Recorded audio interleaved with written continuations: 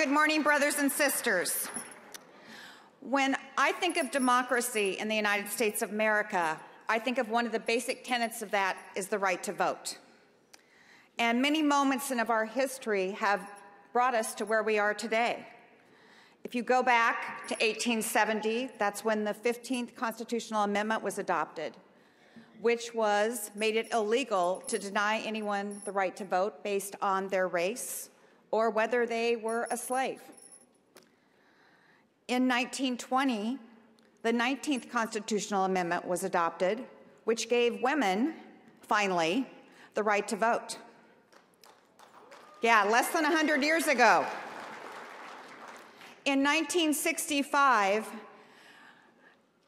the Voting Rights Act was passed because the 15th Amendment didn't go far enough, and there were still problems. We heard examples about that earlier.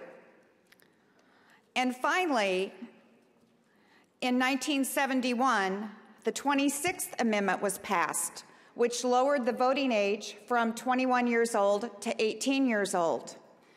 And that happened as we were sending thousands of young men and women to Vietnam to fight a war that many were concerned about.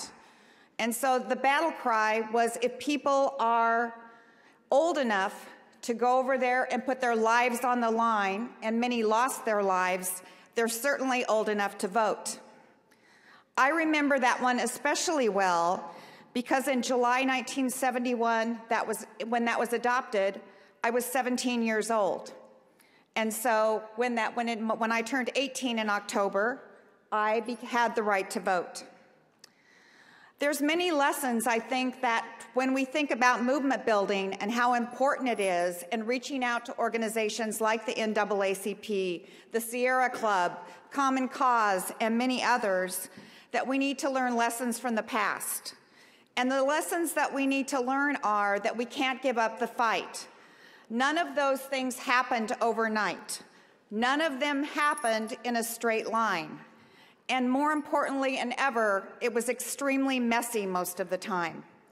You can see what's happening now, what happened in Wisconsin. That wasn't messy, or that wasn't neat, that was messy. And there were a lot of people coming together.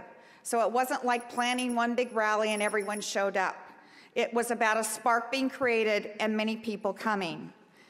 If you look back, for example, for women, it was over 100 years of state assemblies, meetings, work by hundreds and hundreds of women until that 19th Amendment was finally adopted.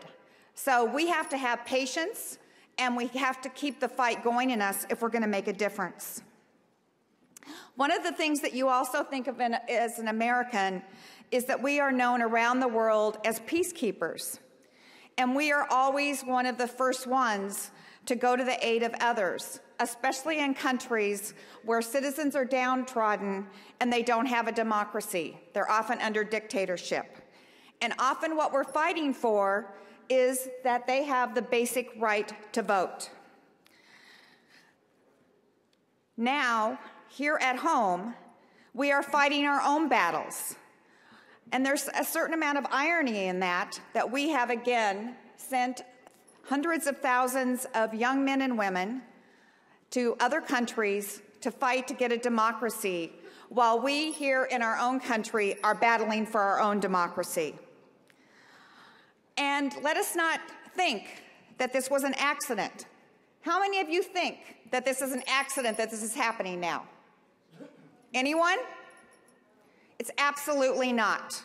We heard Bob Edgar talk yesterday about the Koch brothers and getting together of Supreme Court justices, which is just amazingly awful, and corporations and conservative politicians to set an agenda.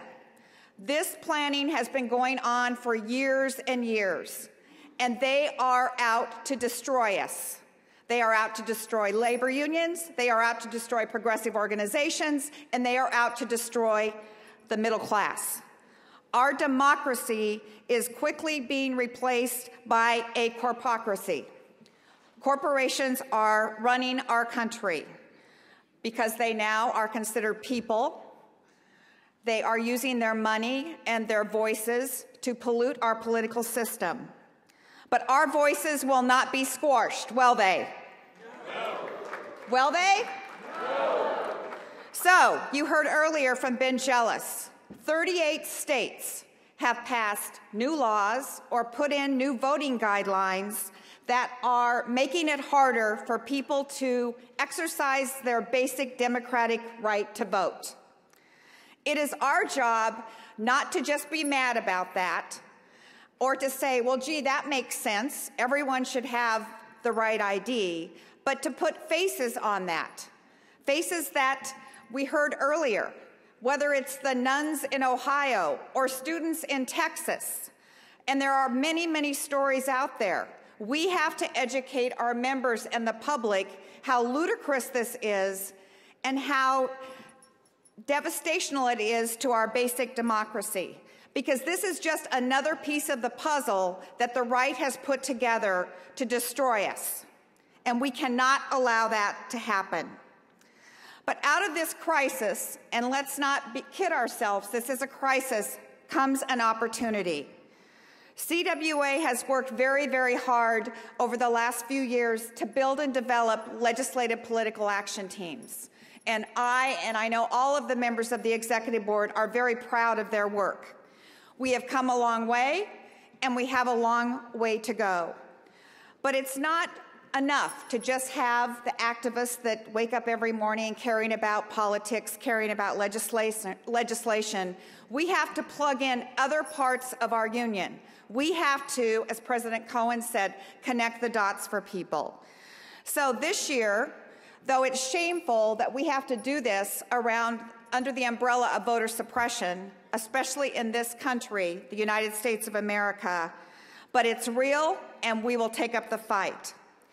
We will be working with our women's committees and our civil rights and equity committees to activate another group of our activists within this union.